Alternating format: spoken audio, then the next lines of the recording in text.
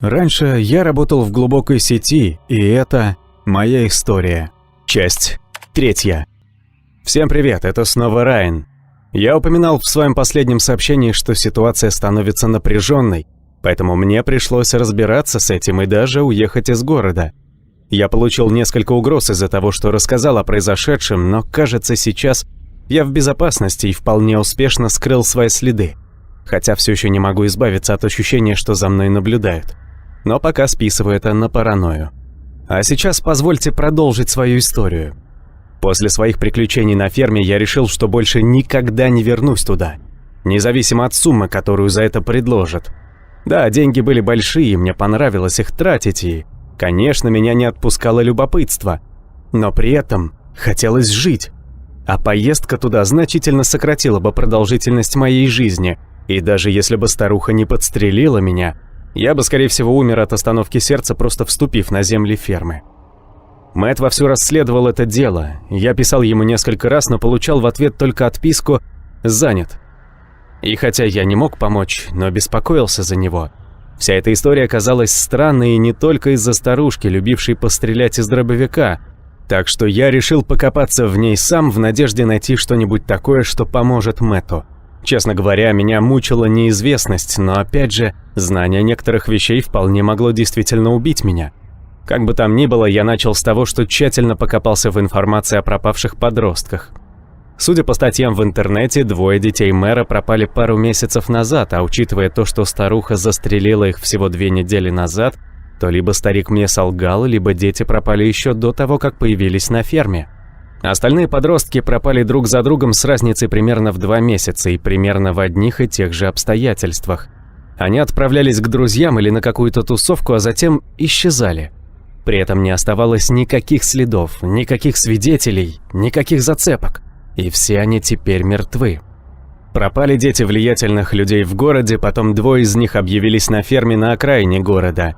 Их застрелили, а затем человека, который это сделал, начинают шантажировать те же влиятельные люди? Так может, старушка ни в чем не виновата? Но что тогда происходило? Прошло примерно 2 месяца с последнего исчезновения, так неужели скоро пропадет еще один подросток? И если да, то кто? И насколько хорошо Мэтт разбирается в подобных вещах? Да и как он может позволить себе платить такие деньги людям? И стоит ли над ним кто-то еще? Эти рассуждения привели меня к тому, что у меня появилось множество вопросов и ни одного ответа. Но опять же, на некоторые вопросы мне не хотелось их знать. Если старуха не убивала подростков, то зачем собирала заметки на пробковой доске? Может, она тоже пыталась докопаться до истины? И тут меня осенило. Есть же Джейкоб.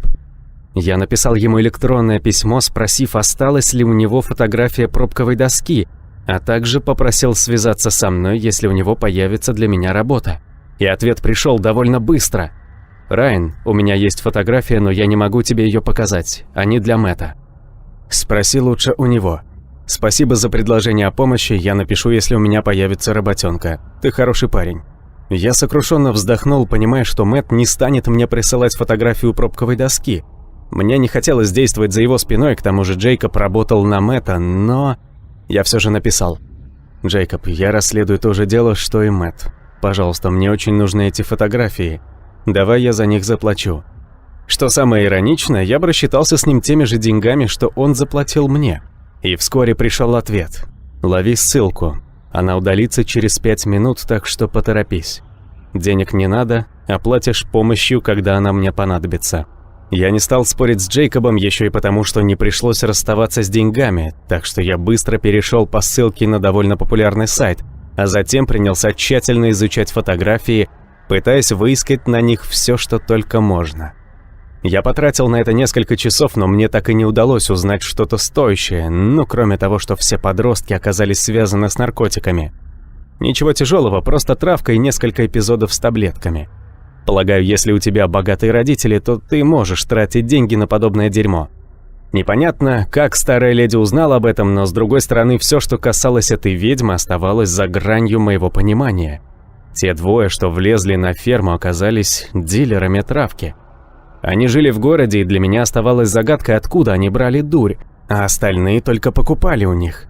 К тому же все подростки посещали одни и те же пабы, рестораны, магазины. Наверное, они даже дружили. Но даже с этой информацией я так и не приблизился к пониманию того, что происходило. Группа друзей-наркоманов исчезают один за другим, а потом двое из них появляются на ферме пожилой женщины, которая следила за ними. Все это оказалось настолько запутанным, что я все еще не смог распутать ни одного узелка. Поэтому я решил пообщаться с торговцами дури в своем городе. И, как вы уже догадались, отправился в глубокую сеть. Я залез на свой любимый форум и, притворившись покупателем, начал расспрашивать об этом. Затем вышел на парня, одного из местных дилеров, и попросил встретиться с ним под предлогом покупки дури. Но так как я даже не догадывался о том, сколько она стоит, то попросил принести мне 2 косяка. В итоге мы договорились встретиться в центре города в многоквартирном доме. Он поджидал меня в фойе. Я принес с собой 500 фунтов из той суммы, что дал мне Джейкоб, и, конечно же, пришел не за наркотиками, а за интересующими меня ответами. Я поприветствовал парня рукопожатием, но по нашему соглашению я не буду его описывать. Скажем так, это был обычный парень с 2 руками и ногами. Мы поболтали с ним некоторое время, а затем я предложил ему деньги, сказав, что мой друг пострадал от одного из дилеров.